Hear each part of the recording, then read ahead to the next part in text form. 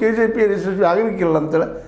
ಯಾಕಂದ್ರೆ already JDS ಅದ, Congress root ಮಟ್ಟದಲ್ಲಿ ಅದ, BJP ತನ್ನ ಮತಗಳು ಪಡ್ಕೊಳ್ಳೋಂಥ ಒಂದು ದೊಡ್ಡ ಗುಂಪನ್ನು ತಯಾರು ಮಾಡ್ಕೊಂಡದ. ಜೊತೆಗೆ RSS ಅದ. ಅಂಥ RSS ಅಂತ ಸಂಸ್ಥೆ ಕಟ್ಟೋದು ಸಾಧ್ಯ ಇಲ್ಲ. ಎಲ್ಲ ತಿಳ್ಕೊಂಡಂಥ ಯಡಿಯೂರಪ್ಪನವರು ಅನಿವಾರ್ಯವಾಗಿ ನಾವಿಲ್ಲದ್ರೆ ನಾವು ಸುರಕ್ಷಿತ ಅಂತ ಬಂದರು. ಬಂದ ಮೇಲೆ ಅದು ತನ್ನ ಡಾಮಿನೆನ್ಸಿ ಮಾಡಿಕೊಂಡ್ರು ಎಲ್ಲ ಕಡೆ. BJP ಅಂದರೆ ಯಡಿಯೂರಪ್ಪ ಅಂದರೆ BJP. ಇದನ್ನು ಅರ್ಥ ಮಾಡಿಕೊಳ್ಳಾರ್ದ ನಮ್ಮ ಮೋದಿಯವರು ಮತ್ತು ಶಾರವರು ಭಿನ್ನರ ಮಾತು ಕೇಳಿ ಇನ್ನುಳಿದ ತರಿಸ್ತಿದ್ದಾರೆ. ಇಲ್ಲಿ ತಟಸ್ಥ ನಮಗೆ ಗೊತ್ತು, ಸದಾನಂದ ಗೌಡರು, ಬೊಮ್ಮಾಯಿ, ಜೊತೆಗೆ ಇನ್ನೊಂದಿಷ್ಟು ಜನ ಇದ್ದಾರೆ ತಟಸ್ಥ ಗುಂಪಿನವರವರೆಲ್ಲ. ಇವ್ರ ಮಾತು ಕೇಳಿ ಮೊನ್ನೆ ಲಾಸ್ಟ್ ವಿಧಾನಸಭಾ ಚುನಾವಣೆಯಲ್ಲೇ ಅವರು ಬದಿಗೆ ಸರಿಸೋ ಪ್ರಯತ್ನ ಮಾಡಿದರು. ಅದ್ರ ರಿಸಲ್ಟ್ ಏನಾಯಿತು? ವಿರೋಧ ಪಕ್ಷ ಬಂದು ಕೊಡುವಂಥದ್ದು. ಹೀಗಾಗಿ ಇವತ್ತು ಹೈಕಮಾಂಡ್ ಮುಂದೆ ದೊಡ್ಡ ತಲೆನೋವು. ಏನು ಮಾಡೋದಪ್ಪ, ಇವ್ರನ್ನ ಹೆಂಗೆ ತೆಗೆದು ಕಿತ್ತಾಕೋದು ಹೆಂಗೆ?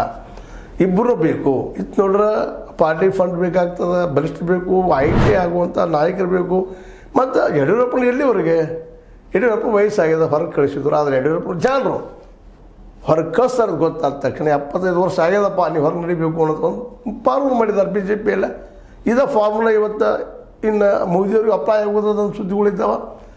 ಈ ಹಿನ್ನೆಲೆಯಲ್ಲಿ ಯಡಿಯೂರಪ್ಪನ ಬದಿಗೆ ಸರಿಸಿಕೊಂಡಾಗ ಸಹಜವಾಗಿ ಯಡಿಯೂರಪ್ಪನವರು ನನಗಿನ್ನು ಹೊಡೆತು ಬೀಳ್ತದೆ, ನನ್ನ ಕುಟುಂಬದ ಮುಂದುವರಿಬೇಕಂತೇಳಿ ವಿಜೇಂದ್ರ ಅಧ್ಯಕ್ಷ ಆಗಲಿ ನಿಂತಿದ್ದಾರೆ. ಇವತ್ತು ಪ್ರಯತ್ನ ನಡೆಸಿದ್ದಾರೆ. ಇವತ್ತೇನಾದರೂ BJP ಆಗಿರ್ಬೋದು,